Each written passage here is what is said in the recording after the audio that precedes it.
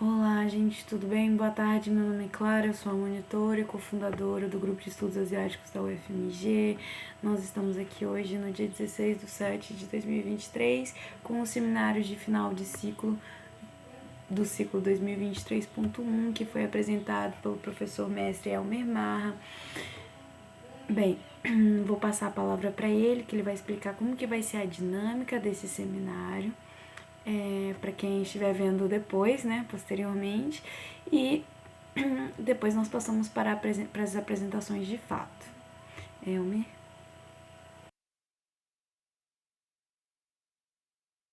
Oi, muito boa tarde a todos.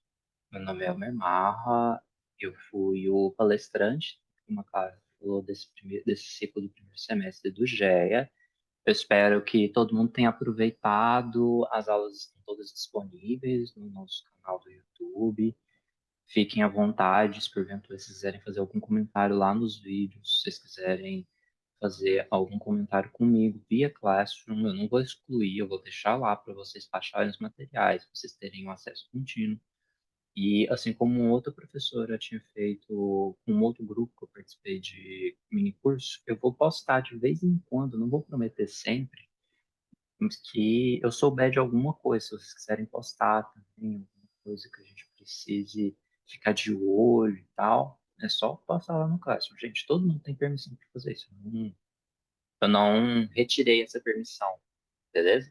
Podem comentar, a gente pode continuar essa troca, para a gente também continuar essa coisa que eu chamo da emergência dos estudos coreanos no Brasil, que tá difícil, mas é isso. Em sequência, a gente vai estar falando, fazendo seminários, né, para funcionar a dinâmica. A gente tem, acredito eu, 4 pessoas para apresentar, um de cada grupo, cada um com o seu tema. Cada pessoa vai ter 10 minutos para apresentar. A Clara vai ficar responsável por fazer a contagem do regressivo do tempo. Eu vou estar também colocando o cronômetro para vocês não exacerbarem o tempo, dependendo da situação. A gente pode, às vezes, acrescentar alguma coisa, mas é realmente se a pessoa já estiver finalizando, a gente não pode, por exemplo, dar 15 minutos, porque isso vai quebrar a nossa dinâmica, isso vai também extrapolar, às vezes, o tempo do coleguinha. Então, a gente tem que pensar também que a outra pessoa tem que apresentar. Então, é tentar, digamos assim, engolir o choro e manter firme, que vai dar tudo certo. Beleza? Vai ter os 10 minutos, aí primeiro grupo, segundo grupo mais 10 minutos, aí volta, a gente vai ter um total de 20 minutos para eu, a Clara e vocês comentarmos e fazermos perguntas para o grupo. E simultâneo o grupo também tem dentro desses 20 minutos para a gente responder e a gente fazer essas trocas. Beleza? Se porventura vocês estiverem tendo alguma dificuldade, por favor, eu peço que vocês mandem mensagem no chat para nesse primeiro momento, eu vou estar ajudando a Paula com o slide, mas aí vocês mandem mensagem, a Clara vai ficar de olho para a gente não ter nenhuma perda e também, se porventura tiver algum problema técnico, a gente vai ser avisado. Se alguém falar, a internet minha está instável, vocês já avisam que se ocorrer alguma coisa e não tiver outra pessoa aqui para apresentar no seu lugar, tranquilamente a gente apresenta semana que vem, beleza? Tá tranquilo, semana que vem, dia 22 de julho, 2 horas até as 4, a gente vai estar disponíveis para as apresentações do pessoal que faltou dos seminários. Beleza? Eu acredito que mais é só. Paula?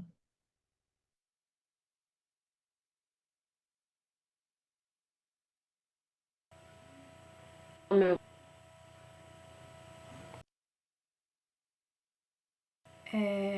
Vou pedir para você. Você ativou o microfone, mas você desativou ele rapidinho.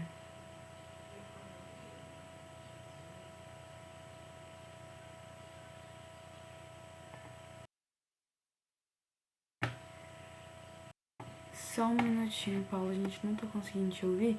Deixa eu entrar aqui nos. aí Tem como conseguiu. você colocar. Isso. Aí, foi. Agora foi. Posso começar? Então eu vou começar a contar a partir de. Ô, Elmer, você falou que você ia dizer começar? Ah, então eu vou deixar você falar começar, tá?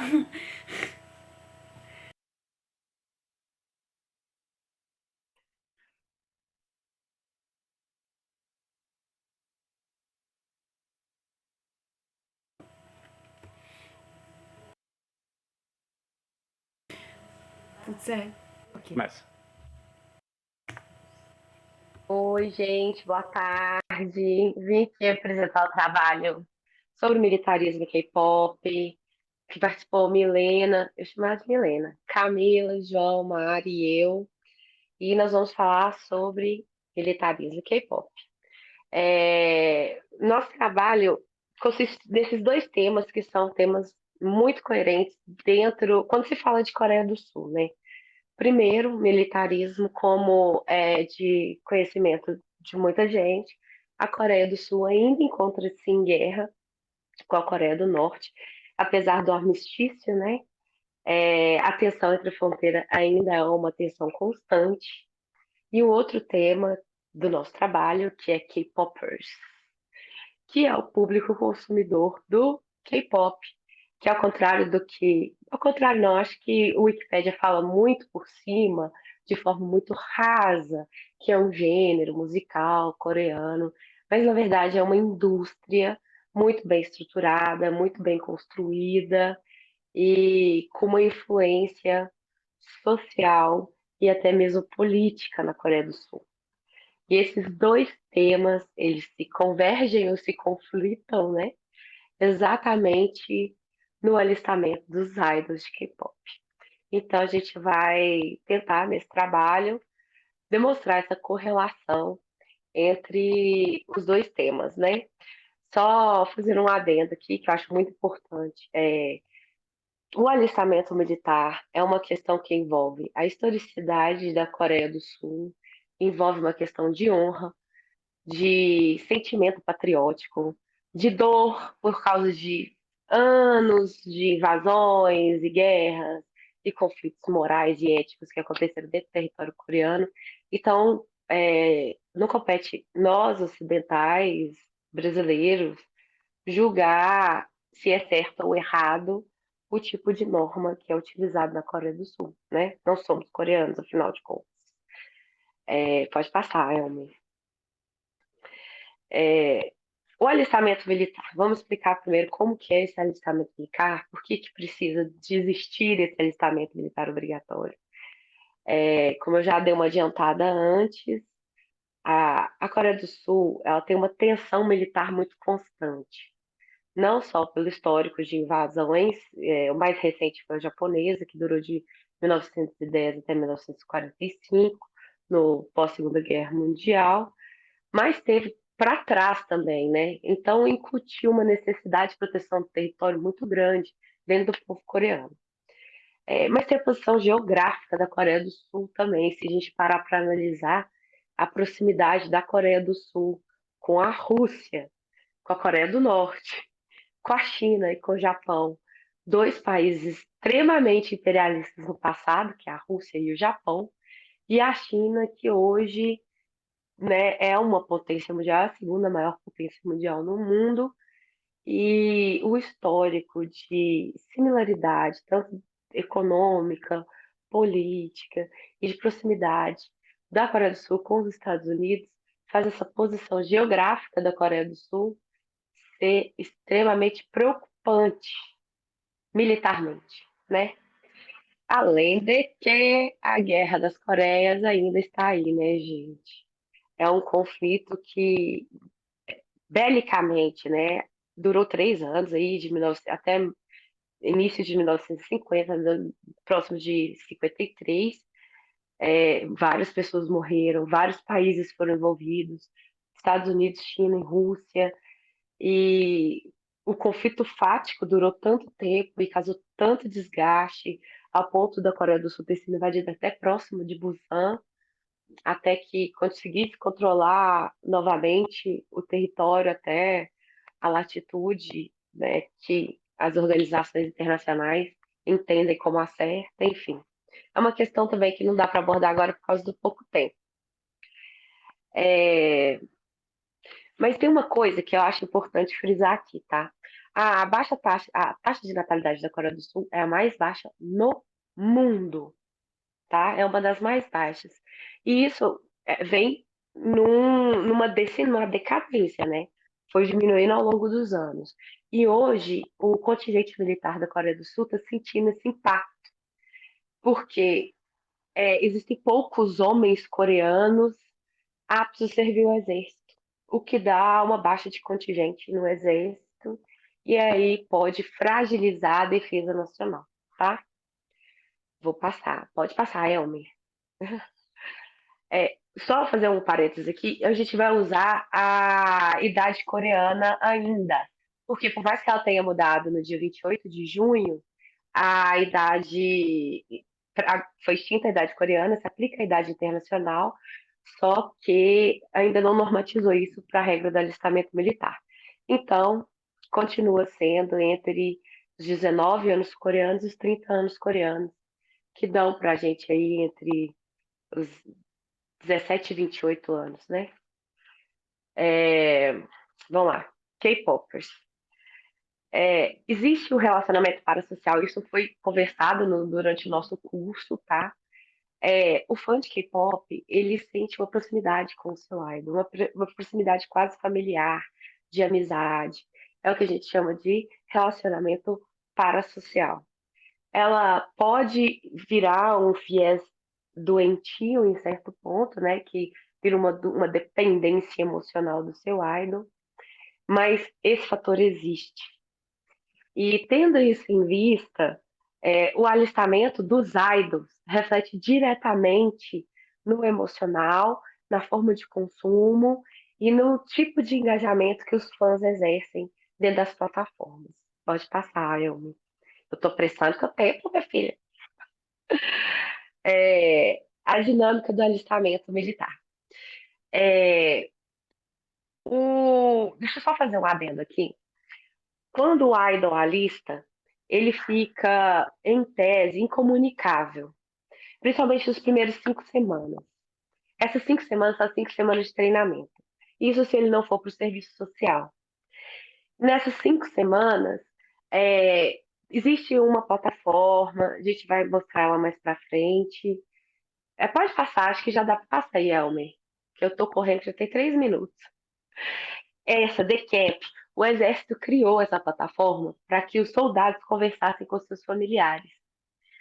E quando o BTS alistou, o Jin do BTS e o J-Hope do BTS, essa plataforma não suportou, porque os fãs estavam tentando entrar em contato e saber notícias dos seus idols através dessa plataforma. E aí as empresas tiveram que se reinventar e lançaram dentro do Weverse, que é uma plataforma da empresa para conversa entre idol e fã, eles lançaram uma ferramenta para desocupar um pouco o The Camp, que é um aplicativo criado pelo Exército, para os idols e os fãs continuarem se comunicando, mesmo que indiretamente, tá? Pode passar, Elmer. Pode passar, Elmer. Esse daí, ó, Letters. Geralmente, que mais que eu tenho que falar? Gente. Ah, tá. Gente, eu tô perdida, calma. Outro problema que tem dentro do exército que as pessoas podem falar você não tem como fugir do exército? Não, gente. Não sendo coreano. É, os idols se ali... Pode passar, Elmer, eu vou pular essa parte porque tá muito pouco tempo. É isso. Existe isenção?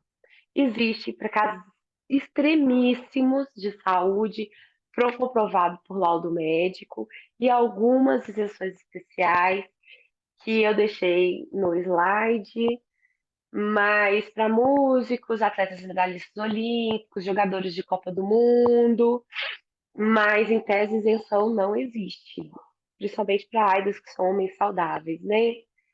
Agora, dada a importância comercial do BTS, a importância cultural do BTS, lá em 2020, por proposta do presidente Moon Jae-in, houve um adiamento especial para o BTS, que foi uma criação legislativa, que foi chamada a Lei BTS, que permitiu que eles se alistassem ao final dos 30 anos.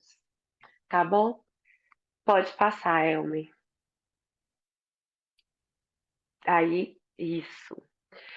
Outra coisa que eu queria falar, existe uma evasão do exército, tá? Que diminui um pouco mais o contingente. Porque é muito fácil para o coreano conseguir sair do país. É muito fácil conseguir visto, o passaporte é muito bem aceito. E aí o que que acontece? Emigração de coreanos. Então existem leis coreanas que permitem. E acabou meu tempo, posso concluir? Que permite que você tenha outra cidadania, mas na Coreia do Sul eles estão evitando ao máximo a dupla cidadania para evitar que coreanos saiam do país, se naturalizem em outro país e assim deixem o exército.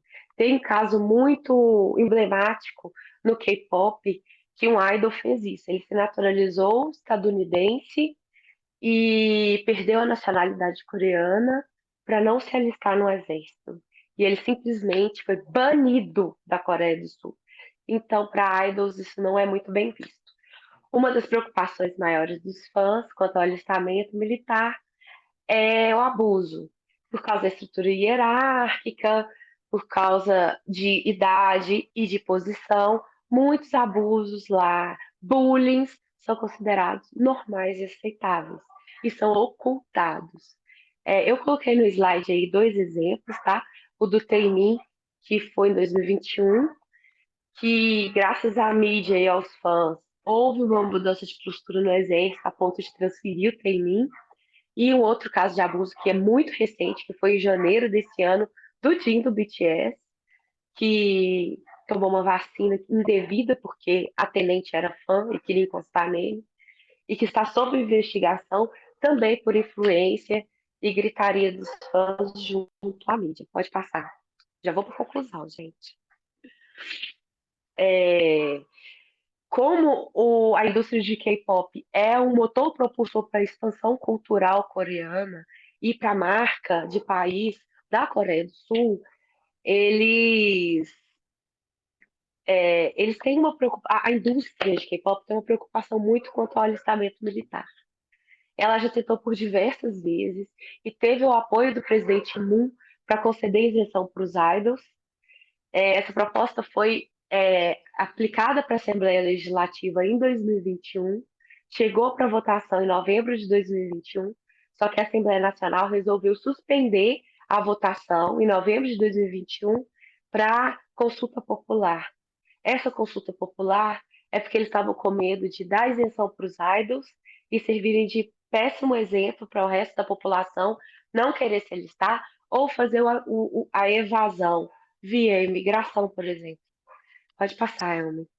Aí o que acontece? O novo presidente, o atual presidente, depois que o presidente Moon terminou o mandato, retomou essa votação junto à Assembleia, fizeram pesquisas populares, todas as entidades ligadas à indústria de K-pop foram a favor do alistamento ou a redução do serviço militar a 5 semanas.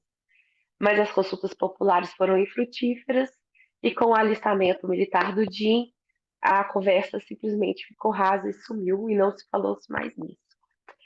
Pode passar. Agora vamos para a conclusão e eu acabo, gente.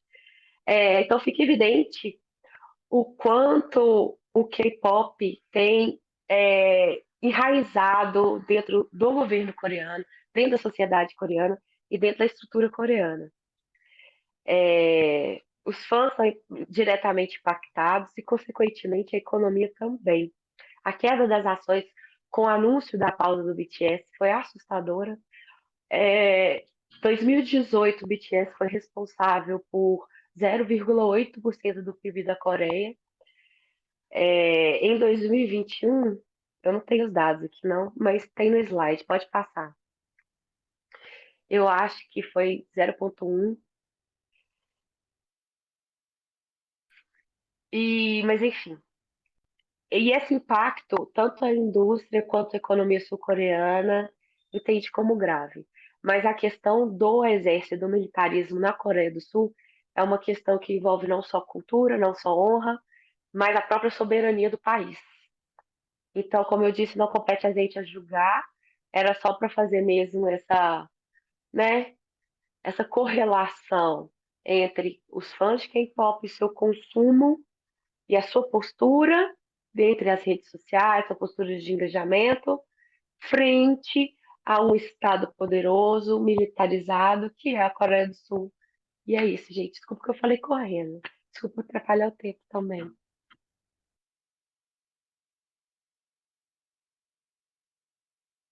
Paula, tá tranquilo, acontece.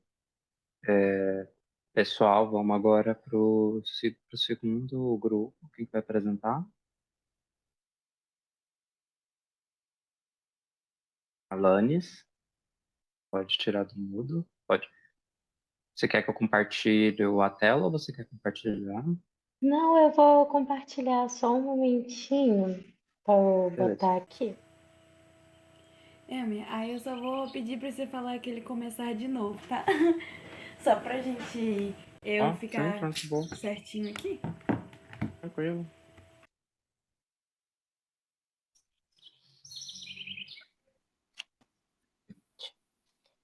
Teremos sons de fundo.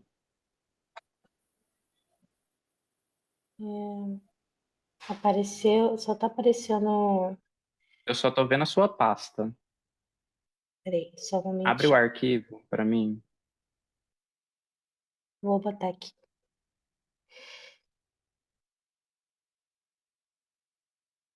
Tá no chat. Ah, peraí.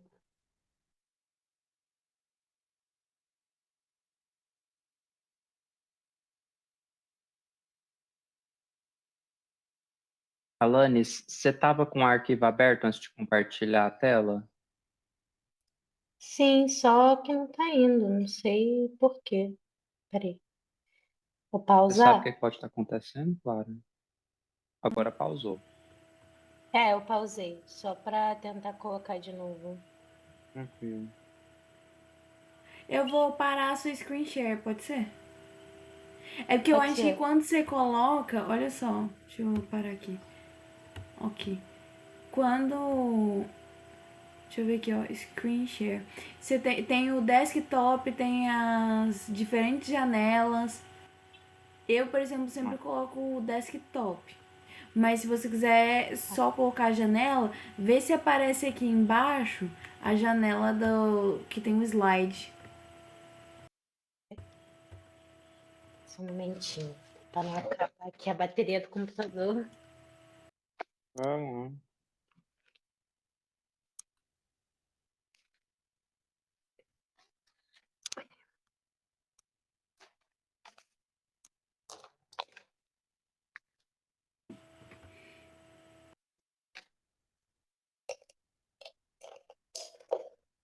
Agora vai.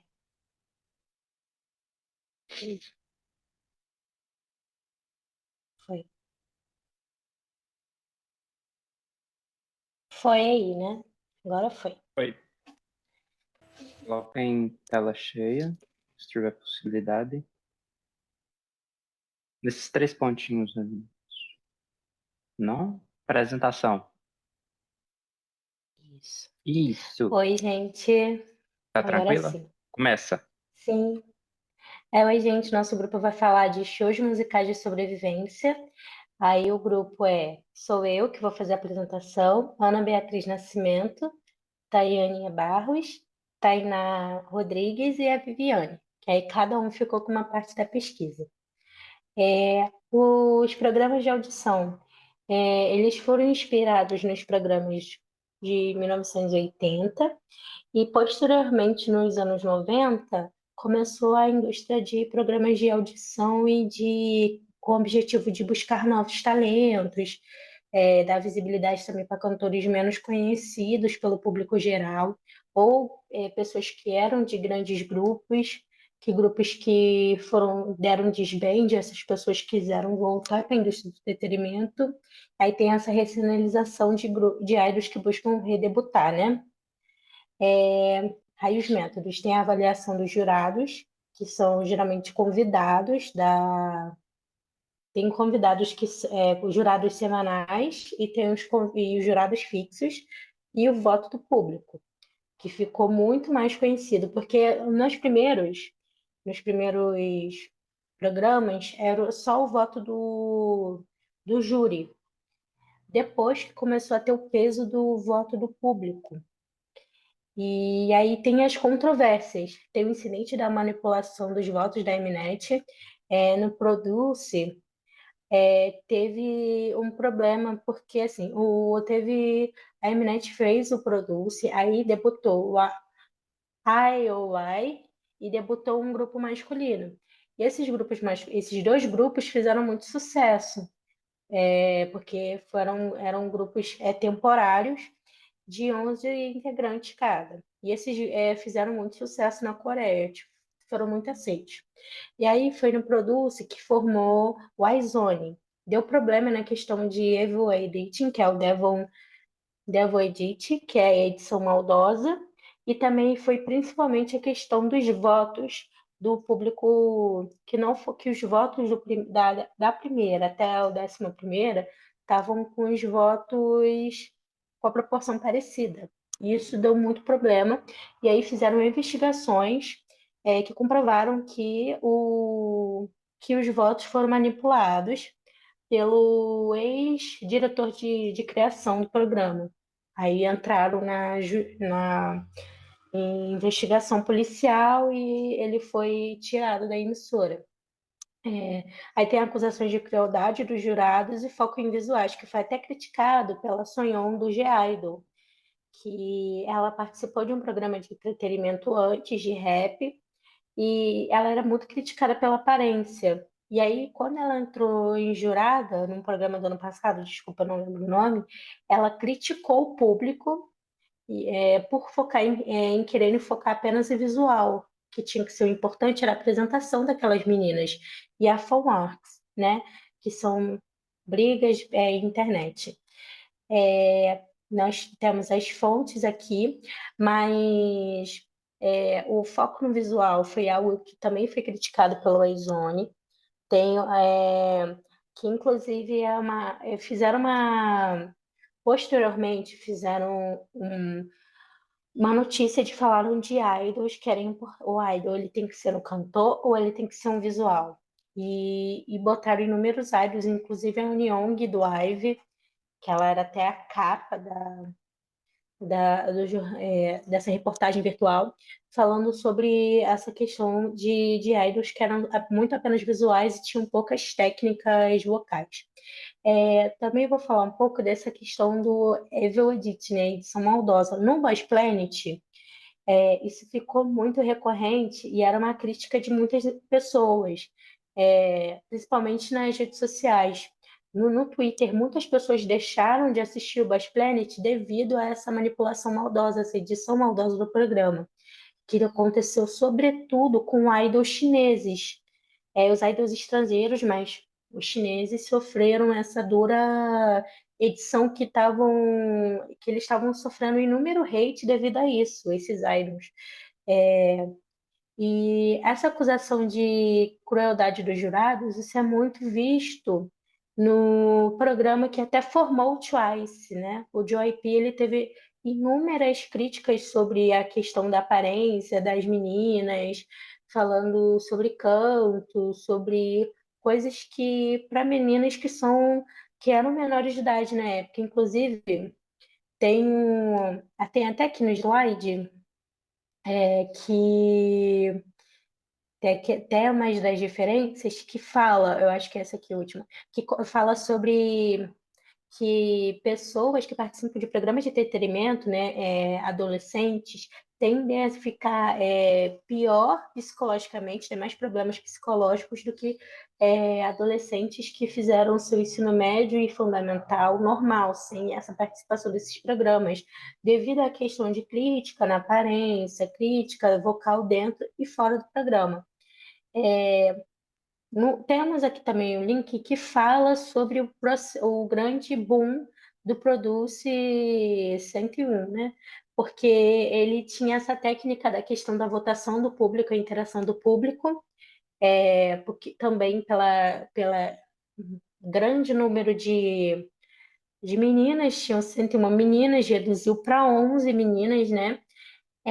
E a questão da participação do público e esse formato dessa votação do público e a forma do programa fez com que o programa aumentasse as visualizações aos pontos, né, da TV. Porque esses programas de entretenimento, de sobrevivência, eles, depois dos anos 2000, na época de 2010, eles começaram a se enfraquecer, porque já não estavam. Porque o público ele não concordava, não sentia muito atrativo para o público, porque devido a essa a questão de musical também oferecida, questão de que há pouca, às vezes, pouca participação do público, então o formato que é esse novo formato da Mnet, ela trouxe o público de volta para essa participação desses programas de entretenimento.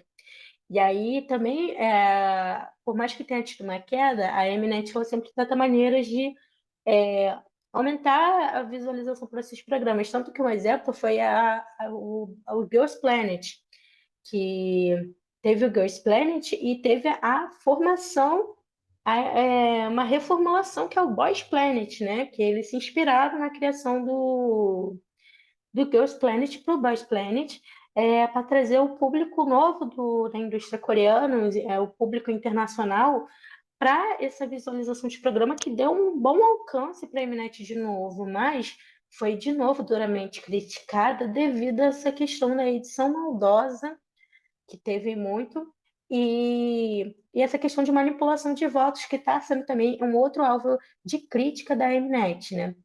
Então, só para concluir, eu vou começar, vou voltar aqui para os programas, né? O Buzz Planet teve inclusive idols que participaram, né? Tem um idol que ele fez um BL, que é de vampiro, eu esqueci o nome dele, desculpa. Também ele sofreu duro preconceito por ele ser aliado da causa LGBT. Muitos idols desse programa também, por serem mais comunicativos, mais espontâneos, não ter ter algumas questões de comportamento diferentes que geralmente os coreanos têm, também sofreram duras críticas também, mas inclusive a reinicialização de novos idols foi pelo o membro do Pentagon, né? Que ele foi até jurado de um programa de sobrevivência e ele voltou para esse programa para dar visibilidade para o Pentagon, né? Então, esses programas de audiência têm inúmeras críticas, mas eles ainda cumprem alguns objetivos, que é dar um pouco de, de voz para esses cantores menores e também de essa reinicialização, que é o que é o mais feito hoje em dia, né? Como tem o Kindle, né? O Queen, né? Kindle Plus, né? Que tem até a apresentação da Taeyeon, do Girls' Generation, e tem idols que querem dar voz aos seus grupos. Então, é isso. Muito obrigada. Vou tirar aqui, vou pausar.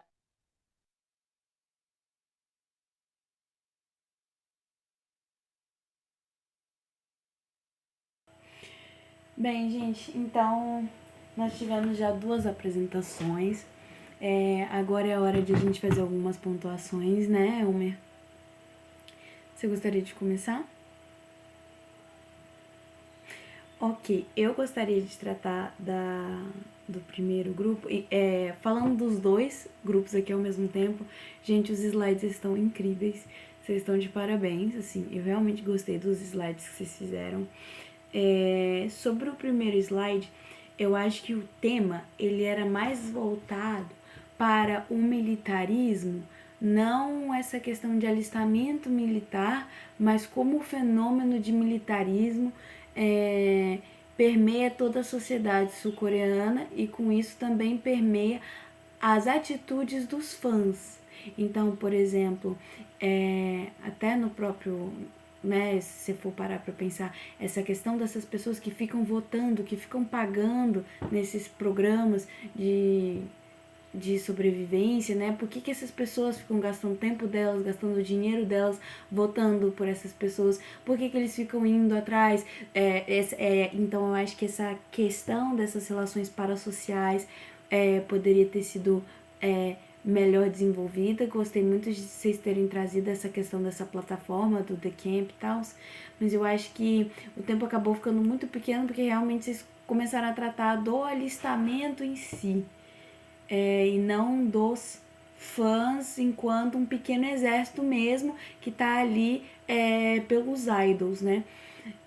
O segundo grupo, gostei bastante também, assim, eu não vejo muitos comentários assim a serem feitos. Vou passar a palavra pro Elmer.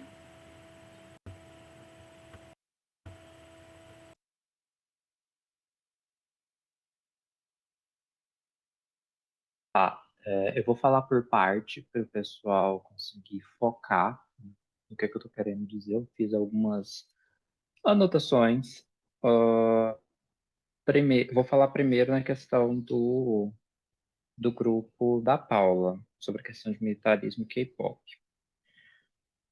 Eu vou dar uma dica que ela talvez não sirva só para o grupo dela, mas pode servir para qualquer pessoa, e eu vou falar também por experiência própria, tanto de eu ver quanto de eu fazer, que é, vocês colocaram muito texto no slide de vocês. E slide, gente, ele deve ser utilizado como referência. Quando é que você vai ler alguma coisa no slide? Quando você for, por exemplo, quebrar um conceito. Vocês vão literalmente pegar de todo o slide que vocês fizeram, vocês vão ter, por exemplo, sei lá, um ou dois que são texto, e esse texto vai ser algo que vocês podem ler, depois vocês pegam essa leitura e vão quebrando ela. Vocês vão retirando pedaços e aí vocês vão desenvolvendo. Às vezes até uma dica. Vocês podem, por exemplo, fazer 3 slides só, sendo que o segundo, vocês vão literalmente recortando aquele conceito, vocês vão falando sobre. Ah, Elmer, mas não é só uma coisa. Não, não é. Vai depender de como é que funciona o seu tema. Se for algo um pouco mais simples, que você conseguiu expandir, então quer dizer que você tem um maior domínio de pensar aquele conceito e a partir dele você desenvolve mais.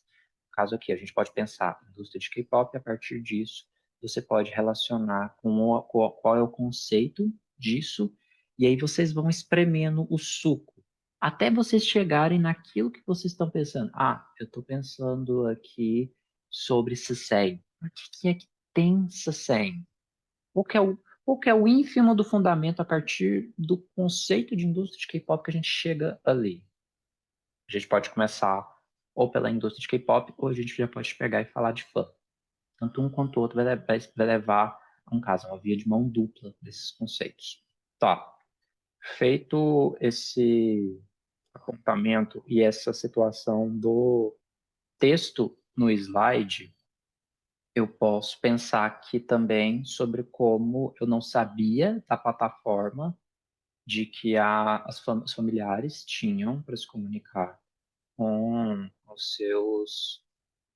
as pessoas relacionadas ali que estivessem cumprindo o serviço militar. Isso é uma informação realmente nova, mas é porque eu chego num ponto que eu não tenho o aparato de, às vezes, chegar ali. Agora vem uma questão pessoal minha. A pessoa vai para o exército, eu só quero saber depois se a pessoa está bem. Eu não gosto de saber notícia ruim. Às vezes chega notícia ruim para mim, eu fico mal pela pessoa e eu fico mal pelos fãs que eu posso considerar que são não meus amigos, muitas das vezes, porque só é amigo se realmente eu compartilho alguma coisa pela pessoa, mas são meus colegas de fandom. Então, isso é algo que é prejudicial coletivamente, independente do local que se faz. Tá. Esse caso do Yun, do Steve Yun, eu estou pensando aqui sobre essa questão que a Paula levantou bastante desde o início da apresentação, sobre o peso que a gente não pode colocar em cima de algo que a gente não conhece, que é a questão do nacionalismo sul-coreano. Existem alguns teóricos que eles vão discordar disso, que é o coreano ele pensa muito no si, tanto é que muitas das vezes eles são tão egocentristas, posso falar assim, e que quando eles fazem um ato de racismo, de xenofobia, eles não têm a noção do que estão fazendo pela pura e simples ignorância. E quando a gente para e pensa no caso do Yun, eles têm a justificativa de que ele traiu a pátria. Isso está escrito na lei? Não, gente, não está. Isso é um costume, isso faz parte da cultura deles. O que caberia para nós, se porventura fosse possível levantar alguma crítica aí, ó, muito longe a pensar. Ué, mas ele não queria servir o exército. Na cabeça dele, aquilo não tem fundamento. Assim como muitos de nós aqui, eu acredito que não tem fundamento. Para nós, tão pura e simples, idol servir o exército. Só que isso vai além, isso vai a questão social, isso vai a questão cultural. Isso aí a gente não tem como julgar o certo e errado, porque a gente não vai fazer por onde para tentar ajudar. Tudo que a gente pode fazer é observar até certo ponto. Existem formas de ação que a gente pode fazer, talvez, para melhorar o ambiente. Isso aí é chamar a atenção do governo, movimentações sociais, assim sucessivamente, mas a gente não pode impedir que determinadas coisas aconteçam, porque vão além das nossas capacidades. Tá. Dito isso, a questão do conteúdo, não tenho o que criticar de nenhum dos dois grupos, tá, pessoal? Vocês foram bem em suas apresentações. Eu friso aqui dizer que, Paula, por favor, considere conversar com a gente no lugar de fazer uma apresentação. Você conversa tanto comigo, você fala com tanta tranquilidade, e aqui eu não senti essa tranquilidade sua. E eu acredito que seja por esse teor formalista, acadêmico, academicista, de Java 4, que dificulta às vezes para a gente pensar, nossa, eu tenho que apresentar muito bem, coisa e tal. Gente, desliga que isso aqui é uma coisa acadêmica. Se a gente quiser, essa gravação nem precisa ocorrer. Só que o que a gente está pedindo é que vocês conversem com a gente. Entendam esses seminários como uma forma de vocês expressarem aquilo que vocês pesquisaram para nós. Os slides, eu falei, gente, é só um auxílio. Não se apeguem. Vão passando, a informação que está no slide ela tem que ser suficiente para, guiar vocês enquanto uma forma de reflexão, e segundo, guiar o público de maneira que a forma que o público está ouvindo vocês, eles conseguem ver isso no slide. Ok? Tranquilo. Segundo seminário, o do show de sobrevivência musical. Alanis, eu gostei do seu slide, eu peguei o slide anteriormente, eu tinha baixado para prevenir de acontecer alguma coisa. Eu gostei da forma de. No caso, sim, estou falando de você, mas eu posso retornar ao do grupo da Paula. Gostei das colagens. Eu não sei fazer isso, gente, sério. Isso vai além das minhas capacidades. Eu sabia mexer em Photoshop há 10 anos atrás. E assim, muito bom. A questão dos editados maldosos. Tem muita coisa para falar sobre isso, tá? Mas eu não vou me estender tanto, que isso dá um artigo para quem quiser pesquisar sobre. Fica a dica, pessoal, se vocês acharem que não foi suficiente vocês falarem aqui ou apresentarem, juntem esse material e escrevam alguma coisa com um grupo. Vocês podem publicar onde vocês quiserem, beleza? Tá. Roteirização e edições no. Eu vou citar aqui o Produce Idol, que ele é a versão do Produce 101 na China, que teve um guri que ele foi entrevistado e que ele falando sobre como tudo era roteirizado. Muitas das ações do pessoal, elas não eram naturais. Elas não tinham espontaneidade. Você recebia um roteiro e você tinha que seguir aquilo. Pensando por esse ponto de vista que ele trouxe, a gente tem também a questão de que na Coreia não é muito diferente. Não posso falar sobre o Japão porque eu não assisti nenhum dos que tiveram lá. Não lembro, eu acho que tá não sei se está com 12 ou já estão com 4 temporadas. E que eu vou citar agora, não é Produce, quer dizer, não, vou primeiro citar um exemplo do Produce, depois eu vou citar o Pós-Produce, que também é Produce para quem acompanha esses programas, que é a segunda temporada, o episódio final, em que, por alguma razão, o Kang Daniel ficou em primeiro lugar, sendo que anteriormente ele foi chamado a atenção pelos jurados porque ele fez algo errado. Eu pausei o episódio. Eu acho que só ocorre no episódio 3 ou 4, se não me engano. Foi pesquisar, ele fez uma espécie de. Ai, gente, como é que fala? Não, não lembro agora exatamente se eu posso chamar isso de suborno, mas ele tentou pegar uma música para si, sendo que ele não podia escolher uma música. Aí foi chamado e está gravado. Vocês podem pesquisar e assistir o Produce. Está lá o que ele fez. E ele acabou ainda ganhando em primeiro lugar. Aí a Lance falou: manipulação de votos. A gente tem ali uma situação que não faz muito sentido. Por que que ele foi parar em primeiro, sendo que ele foi chamado a atenção, tá gravado, dá a possibilidade do pessoal ir lá e ver o que que ele fez. E eu posso tranquilamente dizer para vocês que Produce, segunda temporada, eles até estrearam, se não me engano, um segundo grupo. Por quê? Porque o pessoal tinha muito talento. E o pessoal que ficou ali, se não estiver enganado, entre 12º e até o 20º, o pessoal tinha tanto talento quanto o pessoal que estava nos 11 primeiros lugares.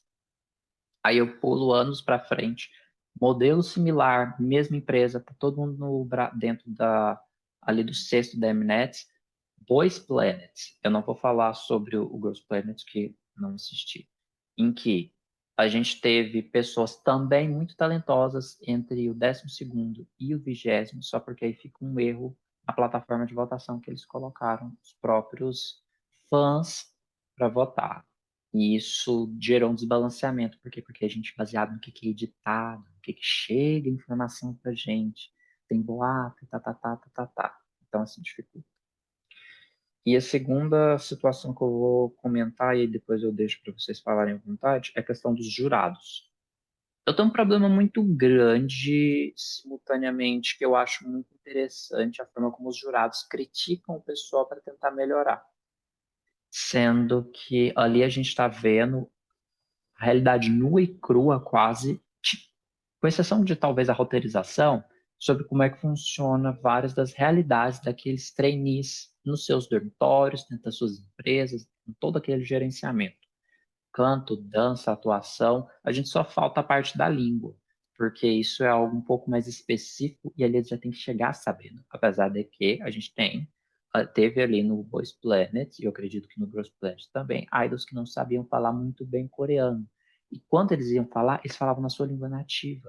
Tinha o pessoal de Taiwan que estava falando chinês, tinha o pessoal da China que estava falando mandarim, tinha os japoneses que eles às vezes tinham que falar em inglês, nem a língua deles. Eles tinham que falar, o pessoal internacional falando inglês, gente, que situação. E muitas das vezes isso dá a necessidade de fazer a gente refletir sobre como é que funciona de fato esses treinamentos e até que ponto essa roteirização às vezes não prejudica na nossa visão do que é a realidade deles. Se vocês forem parar e refletir sobre como é o posicionamento deles, muitas das vezes eles não podem fazer nada. Eles têm que literalmente deixar o roteiro acontecer. Beleza? Eu não vou falar o terceiro ponto. Para terem a oportunidade de vocês comentarem, por favor, pessoal, abram as câmeras, que senão eu fico achando que é eu e a Clara falando com um bando de tela azul. Levantem a mãozinha aí. Oi, gente, desculpa, eu entrei pelo navegador, então não aparece nem o chat pra mim, nem a mãozinha. A internet tá muito ruim, então eu não sei se a câmera vai aguentar, mas eu anotei alguns pontos enquanto o Elmer e a Clara falavam, que eu lembrei sobre essa parte dos produces, dos survivals, que acabou sendo o tema do meu grupo. Primeiro ponto que o Elmer comentou sobre os jurados e eles acabarem, vamos dizer assim, assediando moralmente os trainees. Também tiveram denúncias de assédio sexual. No último Survivor que teve, eu acho que foi o Boys Planet, que uma das juradas, ela comentava muito sobre um dos trainees, e ele era menor de idade, inclusive, aí ela elogiava ele de forma muito estranha, e aí os fãs começaram a notar sobre isso e falar. Isso acabou aparecendo muito no Twitter na época, porque ela fazia uns comentários muito assim, tipo, porque fulano é muito bonito, que fulano chamou muita atenção. Acabou que todo mundo começou a notar esse tipo de coisa. Tanto que depois de um tempo, simplesmente ela parou, ela nem comentava mais sobre ele. Um outro ponto também sobre a manipulação dos votos. Saiu uma lista com os nomes dos trainees que sofreram com essa manipulação e que foram eliminados.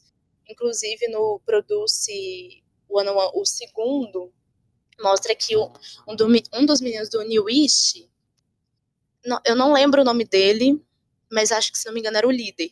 Ele foi um dos que sofreram com essa manipulação. Ele não deveria ter sido eliminado. Ana, Saiu o nome dele Beco, como uma das pessoas. Oi?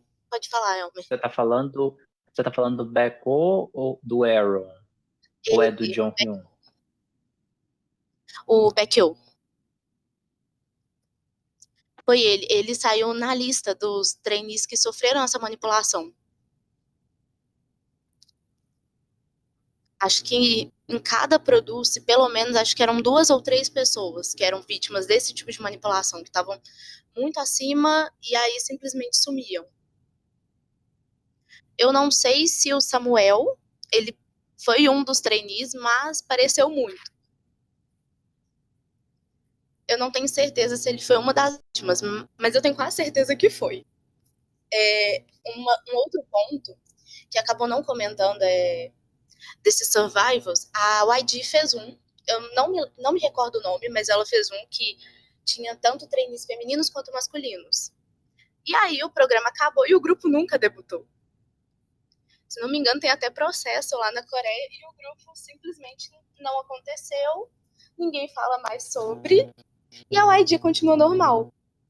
E não era nem um survival dos próprios trainees da empresa. Eram de diferentes empresas que eles tentaram fazer como se fosse um produce. Só aconteceu, o grupo nunca saiu do papel. Tanto que tem o processo. Eu anotei tanta coisa, desculpa, gente. Também tem um ponto dos idols que ganham essa nova chance. Teve o programa, o The Unity, que foi criado para isso. Tinham trainees que eles colocaram que eram aqueles trainees que já estavam mais de 9, 10 anos tentando e nunca conseguiam. Eles também entraram para o programa, eram só pessoas com esse tipo de característica. Eram trainees de muitos anos ou idols que o grupo nunca realmente ficou famoso. Só que o problema desse programa foi, o grupo final durou 7 meses, tanto feminino quanto masculino. Então nunca realmente deu certo aquilo. Ficou muito famoso, mas ele não deu um tempo para o grupo crescer. Tanto que acabou bem rápido. Eu lembro que alguns deles continuaram famosos e foram fazer outras coisas, começaram a atuar. Só que outros simplesmente caíram no esquecimento depois. Teve até caso de trainees que eram chineses no The Unity, que eles não entendiam a língua e tinha aquelas piadinhas, assim, eles falam, porque fulano não entende. Até mesmo os técnicos falarem sobre isso dele. E mostrou em vários pontos isso, vários pontos da edição. E a edição malvada, né, que teve muito no Boys Planet, foram principalmente com os trainees chineses.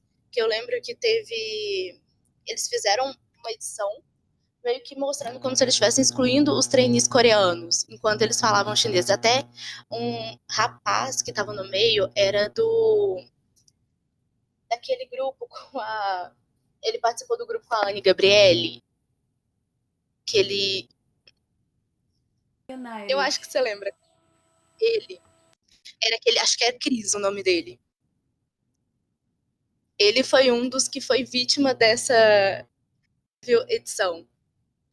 Porque ele estava falando em mandarim com outro trainee, porque eles não conseguiam falar o coreano. E aí a edição mostrou como se eles estivessem excluindo os outros trainees que não falavam mandarim. E era uma coisa completamente diferente. Agora eu falei tudo, gente. Uma coisa muito similar aconteceu no Girls Planet, porque tanto que o Elmer falou quanto que a Ana Beatriz falou ocorreram. Tinha a Fu Yanin, era uma trainee que, tipo assim, ela já era muito famosa na China, ela já tinha feito alguns filmes, eu acho, enfim. E aí ela foi lá pra participar e tal. E aí a primeira coisa, inclusive, esse foi o teaser do programa, que ela cantava a música da menina do CLC, que é a... Esqueci o nome da menina. E ela cantava uma música, né, que era tipo assim, I go up, but you don't. Aí, tipo assim, ela falou que na hora eles falaram pra ela falar isso. Eles falaram pra ela falar alguma coisa ia provocar a menina. E aí ela não sabia o que falar e eles falaram pra ela fazer isso. Aí, os cortes, né, tem toda essa coisa, mas quando foi ao ar, porque as meninas, elas estavam lá dentro, né, o programa estava acontecendo, porque afinal afinal é ao vivo, né? Mas quando aconteceu, ela falou que ela ficou muito triste, que todo mundo veio conversar com ela, porque na realidade não tinha ocorrido aquilo, né? E tava todo mundo criticando ela. E uma outra coisa que aconteceu é que várias meninas elas não conseguiam falar coreano, meninas chinesas. Então elas iam e falavam na língua delas. Tem tanta essa dificuldade, né, de elas entenderem o que os outros estão falando, mas como elas estavam falando chinês, a Mnet foi e colocou uma legenda que não condizia com o que elas estavam falando de verdade. E isso passava a imagem de que elas eram más, mas na verdade não. E isso por causa de legenda. Então, realmente, né? Mas acontece muita manipulação. O Elmer até comentou sobre lá na China, dos roteiros, toda aquela coisa roteirizada. E teve o caso do cara que foi obrigado a virar um participante do programa da China. Ele estava lá como tradutor, literalmente, ele foi para só traduzir para os trainees, eu não lembro se eram japoneses ou coreanos, mas ele foi só para ser tradutor. E aí faltava um número de pessoas e a empresa simplesmente, o pessoal do programa colocou ele. Ele falou, não, eu não quero. Eles falaram, não, você entra, você vai ficar lá, mas você vai ser eliminado rapidinho, fizeram ele assinar o contrato. Só que os fãs chineses, de sacanagem, foi literalmente sacanagem, começaram a votar nele para ele continuar. E ele tinha que fazer as coisas. E ele falava toda vez naquela partezinha que mostra os trainees, ele falava, gente, por favor, eu não quero ficar. Só que se eu sair, eu vou ter que pagar uma multa. Então eu tenho que continuar, mas me tirem, não votem em mim. E as pessoas continuaram votando. Ele chegou aí para final, inclusive. E foi literalmente só o povo votando de sacanagem. Ele realmente estava indo bem? Tava, mas ele não queria. Ele não fazia nem a menor ideia do porquê ele estava lá. Ele só colocava. E isso foi até a final do programa.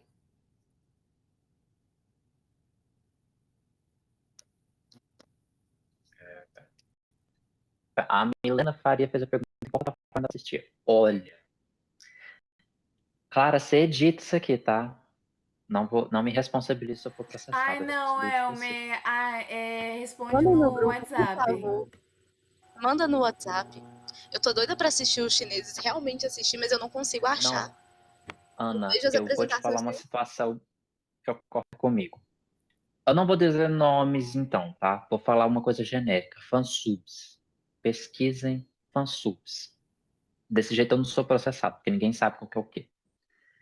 O Produce Idol eu não encontrei em lugar nenhum inteiro. Ok. Eu lembro que eu não lembro agora qual temporada que eu consegui achar, eu só consegui 3 episódios inteiros.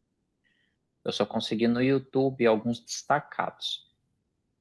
E o que fica a situação, só um último comentário em relação a isso, eu vou voltar numa outra situação, foi o Mix Nine, em que o negócio da YG, e assim, eu fiquei muito chateado porque eu queria ter começado a acompanhar o programa, mas por alguma. Eu acho que até porque eu estava vendo drama demais na época, eu nem quis acompanhar, e o pessoal simplesmente cancelou. E eu lembro que o motivo que eu queria assistir, e eu tinha acabado de assistir o produto, se não estiver enganado, na época, era de pegar e acompanhar, porque o Temin foi lá como jurado de dança, se a memória não falha. E aí, hoje em dia, acompanhando outros grupos recém-debutados, que debutaram ano passado, no caso, estou pensando aqui o pessoal para além de um ano também, em que vários desses, eu estava vendo, gente, participou do Mix Nine, participou do Mix Nine. Vários, vários e vários. E eu fico assim, mano, ixi, infelizmente. acontece. Com relação a essa questão do tradutor, eu repito que eu teria o mesmo posicionamento que a Soyeon teve lá naquele outro, que levantava o cubo e coisa e tal, tinha a regra toda lá de como é que funcionava, que o pessoal votou por chacota. Eu vejo o posicionamento dela como sendo o mais correto possível. E apesar das pessoas às vezes pensarem, às vezes não, eu tenho certeza que tem pessoas que pensam que ela foi ácida na hora de criticar o público, mas na realidade ela estava criticando o fato de que as gurias que estavam se apresentando eram dupla, elas simplesmente queriam se apresentar, era o sonho delas fazer aquilo. Da mesma maneira que eu posso chegar para vocês e falar que o seminário está acabado, ninguém mais precisa se apresentar. Sendo que todo mundo teve todo o trabalho de pesquisar, de se preparar, de vir aqui, de ceder o domingo. Não é justo. Mas a vida não é justa. Tá, a vida não é justa, mas a gente respeita as coisas, a gente respeita o trabalho que as pessoas tiveram em tentar fazer alguma coisa. Não é simplesmente a gente julgar por aquilo que a gente não vê. A gente não viu o treinamento, a gente não viu quais foram as dificuldades que elas passaram para fazer esse treinamento. A gente não sabe o que elas tiveram que se impor para chegar naquele lugar. E assim, eu gostei que vocês fizeram um recorte do Produce, porque tem muito material aí para vocês pegarem, falar específico da questão, e fizeram um recorte para falar das controvérsias, seja elas a votação, seja elas os editados mal e o Jama 4. Eu acredito que no mais é só. Eu vou agora pedir para a Clara dar pausa na gravação e a gente volta às 13h23 para a gente pegar o segundo, o terceiro e o quarto grupo. Aí depois a gente volta. Se tiver, gente, mais alguma questão de comentário, a gente guarda para a última hora, se vocês quiserem. Eu não me obrigo ninguém. Beleza? Eu acho que é isso. Clara? Ok, vamos dar a pausa então. Gente, só antes de dar a pausa, quais são os próximos grupos que vão apresentar hoje, por favor?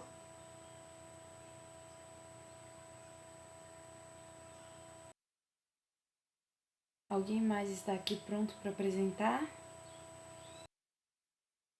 Oi, o meu grupo é de tendências musicais no K-pop. Você vai Entendi. compartilhar a tela, Marta? Vou. Só para confirmar. Beleza, então. Uhum. É Marta e quem mais? Deixa eu ver aqui. Não. É que eu falo é Eu. quem. Não do seu grupo. Eu falo é quem mais vai Tá. apresentar. Opa, Tá tá tranquilo. bom. Gurias, mais alguém? Vamos deixar assim, a Marta vai apresentar. Talvez a pessoa tenha entrado e a gente não viu. Aí a gente volta às 13h23, beleza?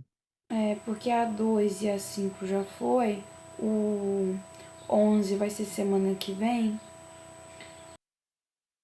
e aí ficam faltando o 3, o 3 que vai se apresentar agora, daqui a pouco, aí ficam faltando o 4 e o 8 hoje. Não sei se um deles já se pronunciou falando sobre a apresentação na semana que vem, mas vamos dar pausa então, gente.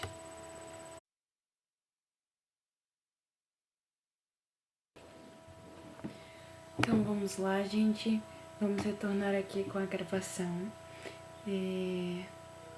Qual que é o próximo grupo, por favor?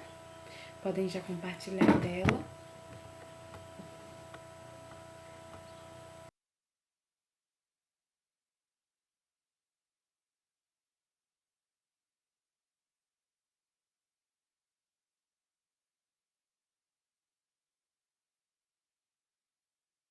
Tá dando pra ver? Sim. Só um minutinho, tô só ativando aqui o relógio. Bem, quando a Ana falar pra eu começar. Uhum. Manda ver. Tá bom. Então, pessoal, boa tarde.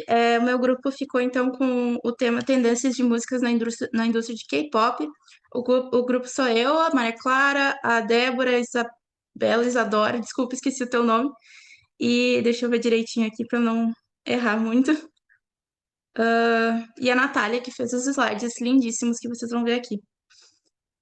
Então, para a gente não se alongar muito, a gente dividiu então nosso trabalho pelas gerações para ficar mais fácil de compreender as tendências em termos de décadas, né?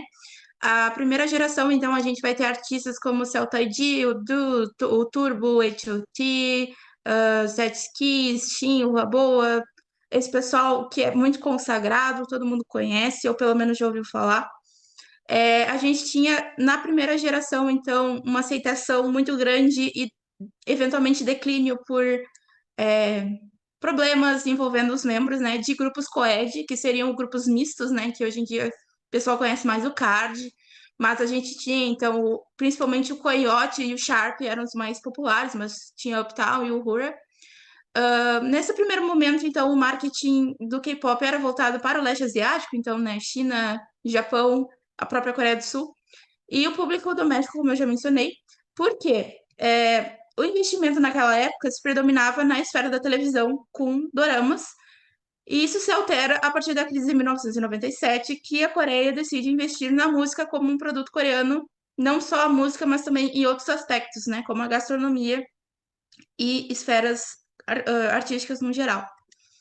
Quais são, assim, as principais influências musicais que a gente encontra nessa época?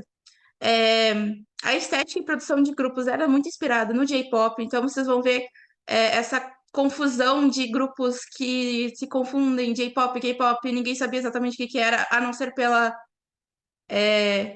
língua. A gente tem incorporação de muitos elementos da música americana, então os gêneros predominantes eram geralmente o rap, o jazz, a eletrônica, o rock, o R&B, o europop e o New Jack Swing. A gente tem muita utilização de samples de música clássica, então eu trouxe alguns exemplos de música como o T.O.P. do Shinhwa, o I.A. do H.O.T. e o Hope também do H.O.T. A gente tem também a cultura do hip hop importada por idols coreanos americanos, que eram os principais estrangeiros do K-pop nessa época, né? Porque eles falavam inglês, então eles geralmente eram os rappers. As letras das músicas eram muito voltadas para as críticas sociais da sociedade coreana, então muito se fala de problemas envolvendo bullying, violência, menções a incidentes populares como incêndios ou alguns problemas culturais assim que envolveram morte de pessoas, opressão e outras coisas, né? Como o professor falou em algumas aulas, o percentual de títulos de músicas em inglês nessa época era muito baixo, mas isso começou a aumentar a partir desse crescimento do K-pop. Então, no ano 2000, aqui tá errado, mas chegou a 30% no ano de 2000 o número de músicas com título em inglês. É importante também mencionar que os primeiros esforços de internacionalização do K-pop aconteceram nessa época, né? Então, a gente tem a Boa no Japão em 2001 com o álbum Listen to My Heart, e no mercado chinês a gente tem tanto o H.O.T. como o Boy Group em 1997 e o Diva e o Baby Vox em 2003. Além das apresentações na Coreia do Norte de grupos como o Finkael, o Set Kiss, o Shinhwa e o Baby Vox, como parte de uma diplomacia também da própria Coreia do Sul para aproximar as duas Coreias. A segunda geração, a gente tem, então, TVXQ, Big Bang, Super Junior, SHINee, FX, 2AM, 2PM, grupos que também todo mundo conhece, todo mundo provavelmente já ouviu falar. A gente tem a consolidação do K-pop como uma experiência para os fãs, né? Então, essa coisa de imersão começa na segunda geração. A gente tem os álbuns com maior investimento em photobooks, photocards, merchandising no geral. Então, eles começam também essa cultura do lightstick, aperfeiçoar aquela questão de cor do fandom, representação do fandom. A gente tem, então, agora a predominância do dance pop e do eletropop, muito autotune, que nem as várias músicas dos anos 2000, né? E efeitos de vocais, então, Sorry Sorry Super Junior, Ring Ding Dong do SHINee, I Me Mine do 4 Minute, Bad Girl do Beast. A gente tem experimentação de estilos, a gente tem grupos de experimentação como o SHINee e o FX. A gente tem letras de músicas mais voltadas para os sons e não tanto para os significados, então é aquela coisa mais engraçada, né? Que a gente conhece dessas músicas mais antigas, que o refrão é muito viciante e o resto da música é meio esquecível. A criação de álbuns conceituais, a gente tem os grupos se tornando em números maiores, grupos mais populares das empresas maiores, como a ECM, a JYP, a YG, idols estrangeiros começam a entrar, então a gente tem o Hangin de Super Junior, por exemplo, que ele foi muito boicotado na época, não podia apresentar com o rosto aparecendo. E grande foco em debuts no Japão, isso aqui é muito importante, principalmente por causa da importância que o Japão tinha para o mercado coreano naquela época. Destaque para o TVXQ, que teve uma carreira assim absurda no Japão, até hoje ainda tem, e foi o maior fã-clube oficial pago do mundo em 2008. A terceira geração, então, o pessoal conhece mais, eu já não conheço muito, porque eu sou das antigas, mas a gente tem, então, a adoção e combinação de diferentes ritmos, né? Então, rock, ballad, techno, pop, EDM, principalmente. Desconstrução de padrões, redefinição da ideia do que era o K-pop, então, uma separação do que é o K-pop preso nessa ideia do J-pop, ela vai se extinguindo aos poucos até ela criar uma identidade própria. A gente tem um aumento significativo de colaborações entre artistas de diferentes grupos e países. Então, eu lembro do JYJ em 2011 fazendo uma música com Kanye West. Isso era muito marcante, assim, para mim. Acho que foi quando começou, assim, mais ou menos. A gente tem também muita influência da cultura preta ocidental, como nunca teve antes, né? Sempre teve, mas agora é muito mais forte. As batidas de EDM são muito visíveis, né? Então, os refrões são menos viciantes, mas as músicas voltam a ter aquela questão de significado mais profundo, de crítica do sistema. A gente tem uma questão de nostalgia voltando, então elementos de funk, soul, R&B, hip hop. A gente tem conceitos retrô, eu lembro muito do Undergirls fazendo conceito retrô. Coreografias energéticas. A gente tem também questões de summer songs, né? Que eu lembro do Sistar, quando a gente menciona, mas também tropical house, pop japonês tradicional. E a gente tem também questões de músicas mais felizes, mais alegres, basicamente se dividindo entre essas duas áreas, né? Crítica social e músicas mais felizes, mais tranquilas. E aí, por fim, a quarta geração, né, que a gente está agora, e que eu realmente não sei muito. Eu agradeço muito as meninas por terem feito essa pesquisa da quarta geração, porque eu aprendi bastante aqui. A gente tem uma indústria de K-pop muito consolidada, graças ao sucesso mundial de grupos como o BTS, o Blackpink, o EXO. A gente tem sucesso da indústria cinematográfica sul-coreana, que foi um processo muito longo de muito investimento do governo, que agora a gente consegue colher frutos mais assim, palpáveis, né? A gente tem, então, o neo-hallyu e a influência da internet muito forte, então os grupos começam a ter mais proximidade dos fãs nas redes sociais, mais contas, mais atividade. A gente tem a pandemia, que também alterou bastante a forma de consumo das pessoas, foi o que aproximou muitas pessoas do K-pop, que permitiu esse boom de público, né, que hoje a gente conhece. A gente tem a ultra globalização e internacionalização do K-pop, então perde-se esse foco no leste asiático e ele vira para os Estados Unidos, para outros países ou para o mundo em geral. A gente tem a utilização do TikTok, também o TikTok vai ditar padrões de música, e também a gente tem, então, essa volta da estética dos anos 90, principalmente dos grupos antigos, como o New Jeans, por exemplo, né? A gente tem regravação de músicas de grupos, principalmente do CS, do H.O.T., do Shinhwa. A gente tem influência do hip hop, mas tem uma característica interessante que eles misturam essas coisas mais antigas com a inteligência artificial, com ideias mais de internet, de futurista, assim, que naquela época não era bem assim, né? Então não é exatamente um senso de nostalgia. Eu diria que é um gênero misturado, totalmente novo, mas que ele tem essa sensibilidade assim voltada para nostalgia. Por fim, a gente tem também questões como os programas de survival, a gente tem grupos que focam em teorias, como o Tomorrow by Together, a gente tem grupos menores e também a volta de grupos antigos a voltarem a promover shows e lançarem singles novamente, e grupos mistos, como o God The Beat e o Super M, que juntam membros de vários grupos juntos. Então, a gente pode ver, eu vou só concluir aqui, esse aqui é o último slide, prometo, que a gente vê que o K-pop ele evolui muito baseado no que a indústria doméstica estava fazendo, mas com muita influência externa também. Porque a gente vê uma derrocada do J-pop ali pela década de 2010, mais ou menos, após a crise de 2008, eu poderia dizer, e ela começa a se virar para o mundo global, principalmente depois da quando o Psy estoura no mundo, assim, e o pessoal pensa, podemos mudar nossa estratégia e almejar algo maior do que o nosso público atual doméstico, né? Então, eu tentei falar rápido porque o tempo era curto, mas eu espero que esteja mais ou menos explicado. Então, é isso. Tentamos fazer o nosso melhor para abarcar todos os estilos, gêneros e décadas. E é isso. Muito obrigada.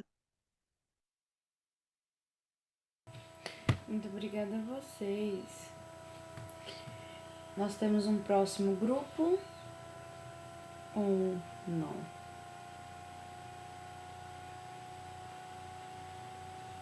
O grupo sobre cancelamento está aqui hoje, da Viviane?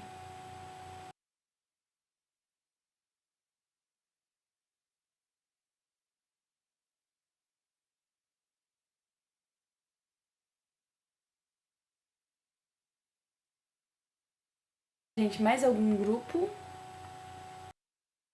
por hoje? Pessoal, se vocês tiverem notícia de alguém que mandou mensagem para vocês avisando que ia poder apresentar hoje, vocês ficam com a gente, que às vezes a gente fica sem saber. Se eu vou fazer assim.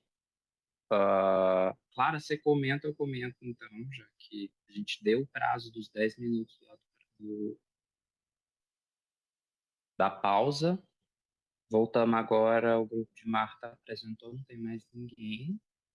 Acredito que o pessoal deve ter só esquecido de avisar que ia apresentar semana que vem.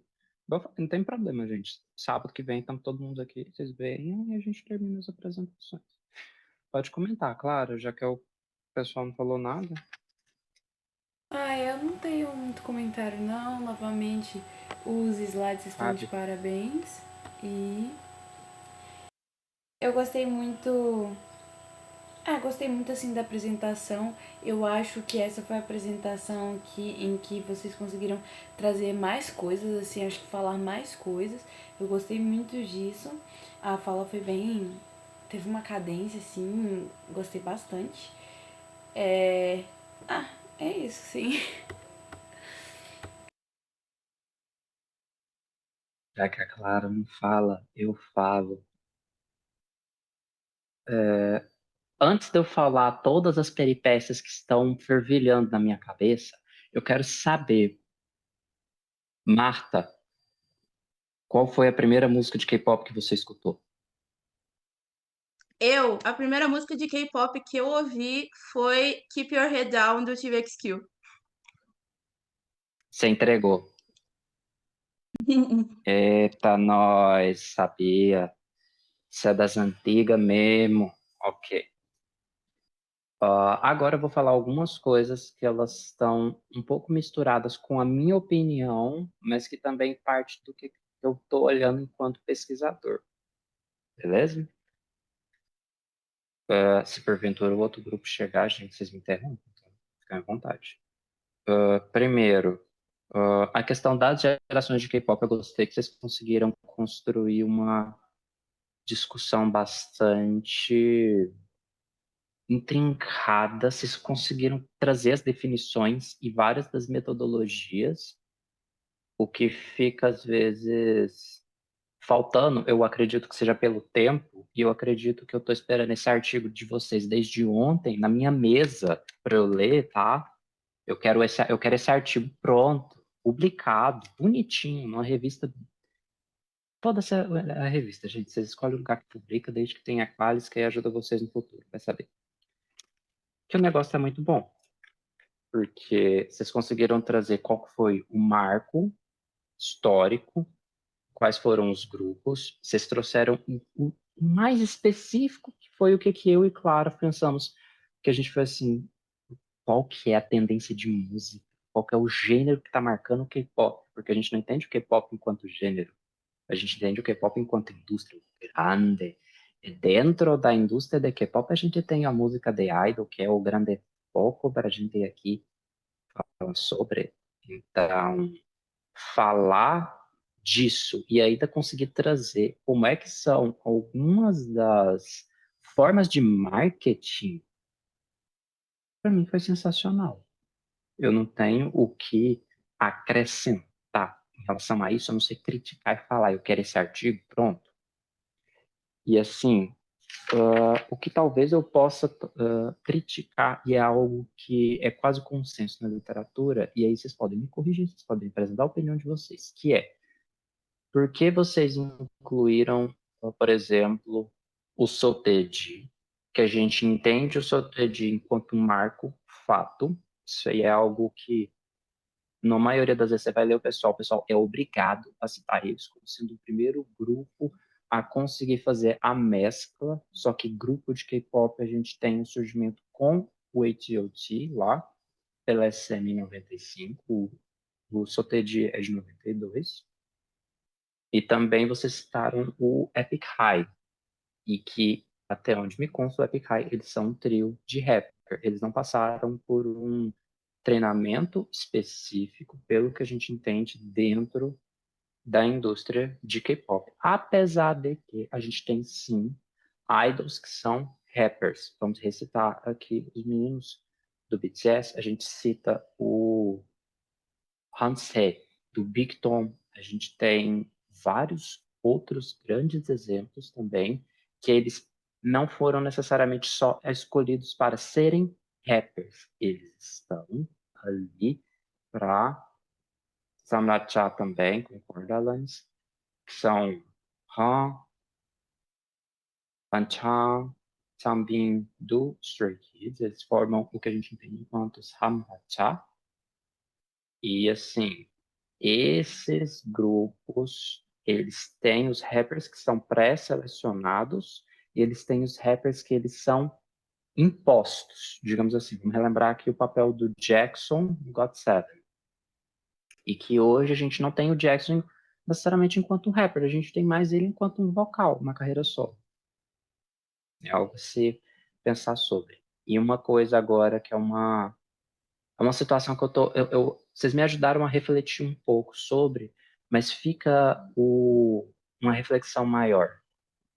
Porque hoje, as pessoas, depois de ter havido uma parcial conquista do mercado estadunidense, que esse é sempre o foco, melhor, esse é, na maioria das vezes, o foco, porque a gente encontra várias turnês que passam pelos Estados Unidos e Canadá. Por que que hoje a gente está tendo uma tendência de jogar as músicas ou em inglês? E aqui eu estou pensando para além do BTS e do Blackpink. E por que que é que essas músicas têm que necessariamente ter o seu cenário situado nos Estados Unidos? Qual que é a deficiência que a gente tem da Coreia e qual que é o papel do nacionalismo coreano dentro dessas músicas? Nacionalismo coreano, estou pensando aqui, seja gravar na Coreia ou seja de gravar em outro lugar e demonstrar as características coreanas. E aqui eu estou pensando para além da língua. Beleza? Fica aí os questionamentos, pessoal. Bora continuar a troca. Ativem a câmera se possível.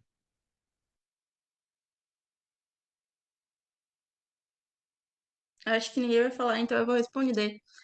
O slide da primeira geração foi eu que fiz, então eu já tô me denunciando que eu sou idosa. Eu acho que coloquei tanto o Sotaidi quanto o Epic High, porque eles são modelos de seus ramos específicos, né? Então, o Sotaidi, ainda que ele seja o marco inicial, assim, eu acho que ele teve muita influência na questão de, tipo, como é que os grupos se apresentam em programas musicais, como é que se dá a moda desses grupos na década de 90. Eu acho que é interessante colocar eles, é interessante incluir eles, por uma questão de, tipo, fazer uma ligação coesa, sabe, dos outros grupos com quem é que começou aquilo. Porque sei lá, eles foram o ponto de ruptura, né? O Sotaiji, por exemplo. Mas o Epic High, pra mim, eles são inspiração para muitos grupos de rap. E eu acho que o Epic High também tem uma questão muito envolvendo a indústria de K-pop não como a apresentação, os idols, mas a questão da produção, por causa que o Tablo, ele é muito ativo, assim, na questão de produção. E eu lembro que na época que eles ainda estavam na Wally Entertainment, eles ajudavam, eram próximos do Infinity, porque o Infinity foi o primeiro grupo da Wally Entertainment, e o Epic High já estava, né, lá dentro faz um tempo, né? Então, até lembro que antes de debutarem, os meninos do Infinity participaram em alguns MVs do Epic High. Então, tipo, eu coloco mais o Epic High por uma questão de produção, por uma questão de envolvimento desses membros na indústria, na questão de produção de música, produção de idols, entre aspas, do que, por exemplo, eles como figuras de idol, sabe? Porque, né, o Sotaiji, a gente sai e tem o YG como fundador da YG, que foi por muito tempo e ainda é hoje uma empresa gigantesca que produz idols que foram famosos na segunda geração, na terceira e na quarta, né? Então, acho que foi mais nesse sentido que eu quis botar eles, não necessariamente essas pessoas como idols, mas como pessoas que influenciam na produção dos idols, entendeu? E aí, sobre a outra questão do nacionalismo coreano, eu faço pesquisa, né, na minha faculdade sobre essa questão de, tipo, da influência americana na cultura sul-coreana. E aí existe muito essa questão de, tipo, até onde a cultura sul-coreana e a japonesa, né, por extensão, elas estão separadas desse ocidente e eles procuram nesse ocidente a validação deles baseada de, tipo, queremos participar do sistema internacional, como é que a gente se insere? Buscando a validação dos americanos, né? Então, tipo, eu acho que tem essa questão política que remete mais à antiguidade e tal, do que, não sei. Enfim, foi o que eu pensei por agora. Não sei se alguém quer acrescentar alguma coisa.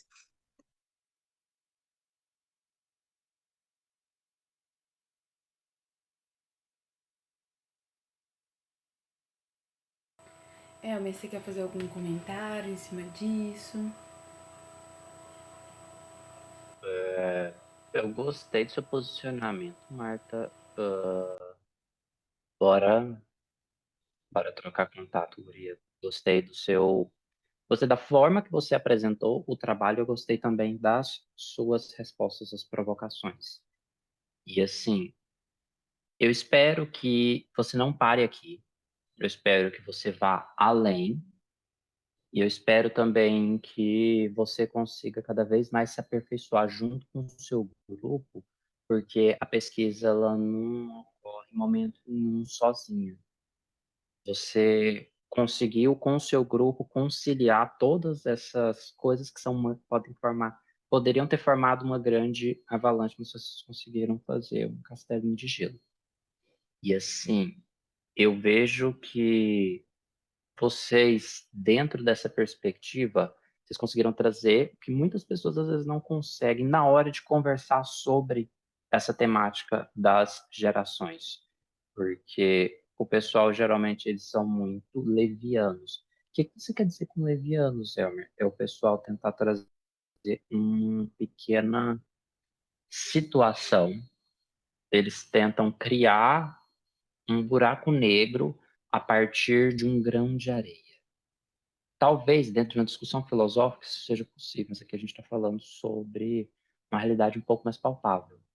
O que, por exemplo, um grupo como, deixa eu pensar uma aqui bem diferente, o Omega X, lá, que debutou ano passado, acabaram de fazer o que é que eles se diferenciam para os outros grupos quando, num primeiro momento, eles falam que eles não têm líder, para depois eles chegarem e falarem que eles têm o líder como o membro mais velho, o que faz referência a todos os outros grupos que vieram antes, que tinham como regra colocar o membro mais velho, ou a membra mais velha, no caso, se for um grupo, como a pessoa que vai liderar, a pessoa que vai ser a mediadora entre a empresa e o grupo, simultâneo que ela não... Isso, ela tenta não excluir os próprios interesses. Então, eu gostei bastante de vocês conseguirem manter o balanceamento dessas perspectivas e não tentar pegar, por exemplo, a situação que eu citei do Omega X, como sendo, nossa, eles acabaram de dar origem a uma nova geração. Tem um livro que lançou alguns anos atrás, já leio comentários pessoal, em que eles tranquilamente, sem qualquer fundamento acadêmico, tentavam fazer um recorte geracional com nomeação por grupos, então, pura e simplesmente com a forma de música que o pessoal estava fazendo e também o caso do visual. Sendo que, se a gente for parar e refletir um pouco, vou falar aqui da perspectiva que eu tenho. Por que é que a gente tem hoje idols sem pelos? Ou supostamente sem pelos? Você vai achar, nossa, Elmer, que coisa boba de se falar. Olha só para vocês verem. Até mais ou menos ali, eu vou jogar 2014, 2015, aconteceu algum fenômeno, talvez um grupo específico começou, e depois os grupos grandes começaram a pegar, ou começou de um grupo grande, e assim foi feito. Todos os grupos, sem exceção, masculinos, a extinguirem o uso de pelos. Eles não poderiam mais mostrar que ou tinham barba, ou tinham pelos nas axilas, ou em qualquer outro local visível. Porque se a gente for parar e refletir um pouco sobre como é essa questão de apresentação sensual, aquele conceito e tal, que foi aumentando cada vez mais ao longo dos anos, que às vezes pelo menos um grupo fazia, a gente poderia fazer um marco. Acabou de ser uma nova geração, sendo que não, gente. O pessoal simplesmente do que a gente chama de uma geração anterior, eles simplesmente se adaptam se aquela característica surgiu com uma nova devido a uma série de outros fatores para conseguirem manter-se em alta e não serem esquecidos. Esse é um ponto de vista. Agora, simplesmente chegar e falar, o pessoal agora está fazendo EDM, agora o pessoal está fazendo rock. Agora o pessoal está fazendo EDM com rock. Agora o pessoal saiu disso, estão fazendo músicas mais dramáticas, mais líricas, com uso só de instrumentos, de fundo, tá todo mundo cantando com banda ao vivo. Só nessa situação de eu citei aqui, a gente for dividir por gênero, a gente tem 4 ou até 5 gerações, dependendo do ponto de vista que a pessoa estiver utilizando. Então, assim, é para refletir um pouco sobre como é que funciona o recorte e como esse recorte é feito a partir de uma metodologia. Beleza? Deixa eu ler aqui que temos alguns comentários. A Débora Suelen elogia que o Epic High fez 3 músicas para o Infinity no álbum de estreia deles. E a Alanis comentou que não se aplica essa questão da regra. Agora eu fiquei um pouco perdido, Alanis. Repete aí para mim. É regra de a pessoa mais velha ser líder? Porque eu não lembro agora qual é a idade da Ciel, mas eu sei que ela não é a mais velha.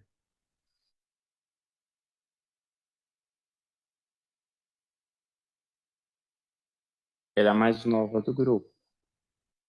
Ai, se é o mais nova, o pessoal quebrou a regra, mas ainda assim, o pessoal tinha, pelo que eu lembro, elas tinham uma questão da dificuldade do coreano não ser, o padrão coreano não estar nelas. Elas fugiam daquilo e tentavam colocar uma coisa mais voltada para um padrão não, que eu chamo de não asiático, porque é difícil de definir aqui o que significa Ocidente, meu povo. O que significa Oriente? Onde é que está a divisão? Está no meridiano?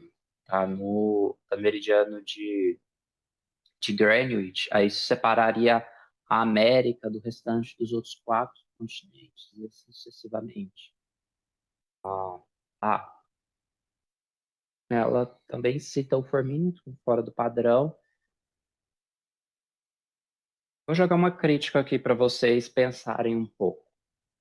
O que significa fugir do padrão simultaneamente com uma sexualização dessas idols e até que ponto essas idols estão confortáveis com isso? Cito aqui o caso do Stella, que elas lançaram, eu se não me engano, 2 músicas. Eu não sou fã do Stellar, porém eu conheci o caso das gurias, em que elas lançaram esse conceito, que eu acho que eu não posso nem chamar de sensual, mas eu posso chamar de sexual, que é o que o pessoal às vezes chama, o sexy. Sexy. Para nós seria a tradução é sensual, de trazer sensualidade, daquele apelo sensual, não é o sexo.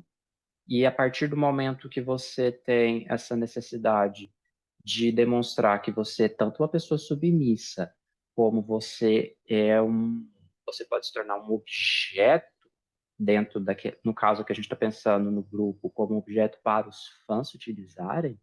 Eu estou pensando aqui na foto da guria passando a bunda no pôster de Justin Bieber.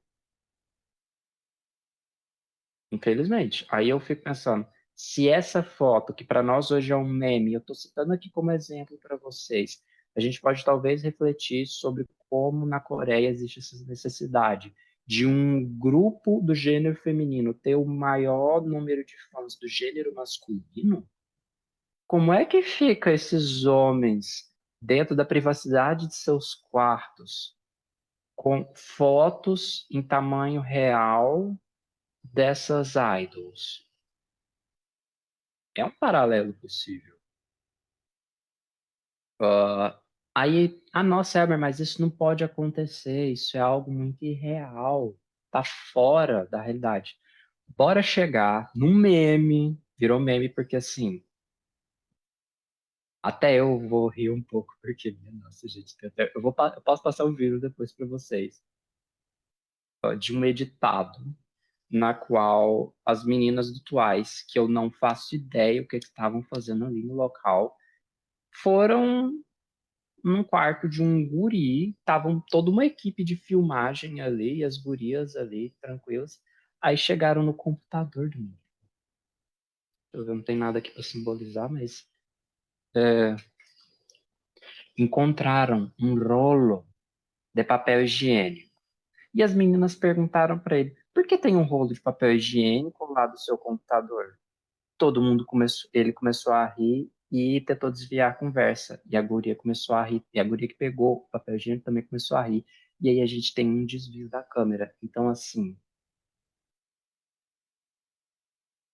acontece. Isso, feliz, infelizmente, é algo que não necessariamente, tipo, eu tô falando que ele é fã do Twice porque eu não conheço o contexto ali da história que eu tô pensando.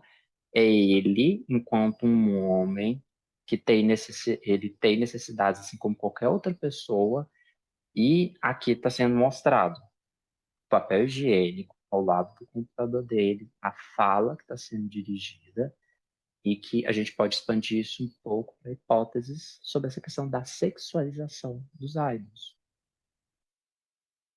A gente pode até mesmo pegar o deepfake, fazer uma pesquisa a partir desse efeito do TikTok.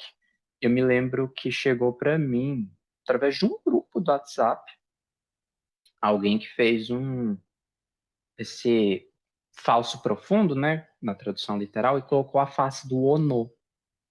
E a pessoa estava ali fazendo uma apresentação sensual. Eu olhei para aquilo e pensei, gente, essa pessoa está muito necessitada de visualizações. E isso foi logo depois de eu estar fazendo uma pesquisa sobre.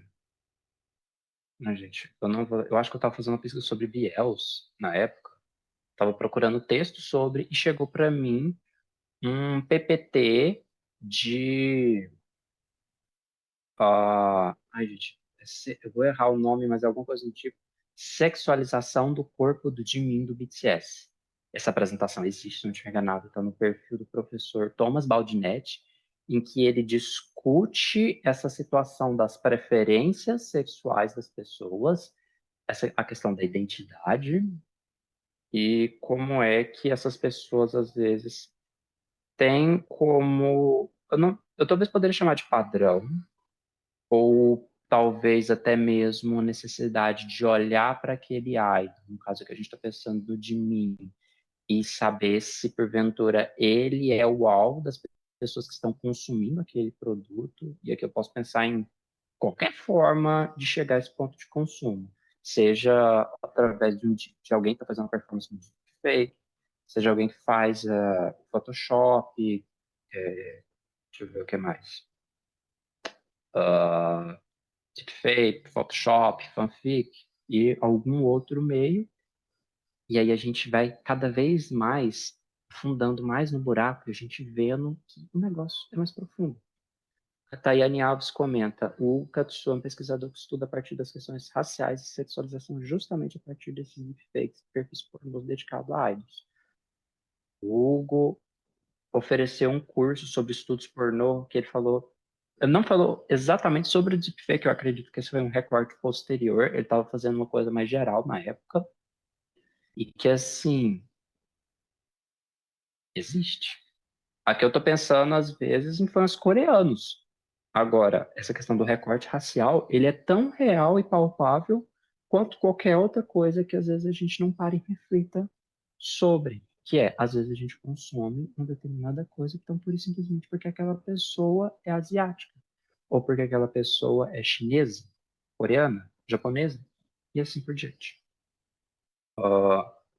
Tá, fecha aqui esse comentário. Tivemos 3 apresentações hoje. Eu agradeço a presença de todos e eu espero que a gente volte semana que vem com uma maior plateia. Pessoal, se vocês vieram hoje, voltem na semana que vem para vocês apreciarem os seus colegas, discutirem sobre. Vocês não precisam, igual eu falei no início, ligarem a câmera se quiserem fazer igual a Tayane, a Lanes e a Marta e outras pessoas que só comentaram aqui no chat. A gente lê, a gente conversa sobre e vocês conseguem, às vezes, até se sentir um pouco mais confortáveis. Beleza? E eu vou pedir para vocês ativarem os colegas de vocês para a gente vai fechar, de fato, semana que vem, sábado, às 2 horas, até às 4. A gente não vai estender, apesar de que hoje também não precisou, agora já são 4 horas. E eu acredito que no mais é só. Beleza? Conversem com os colegas. A gente tá fazendo as trocas legais aqui. Vai dar certo. Beleza, Clara? Gente, muito obrigada a todo mundo. Tá mudo. Uai, aqui não tá mudo pra mim, não. Muito obrigada a todos vocês que vieram. Vamos finalizar aqui, então, o nosso primeiro dia. Então, sábado que vem estamos aí de novo. Reitero o pedido do Elmer, venham sábado que vem. E vamos fazer a movimentação lá no grupo de WhatsApp também pro povo vir. E é isso, espero vocês para mais 3 apresentações. E é isso, gente. Vou parar a gravação aqui agora.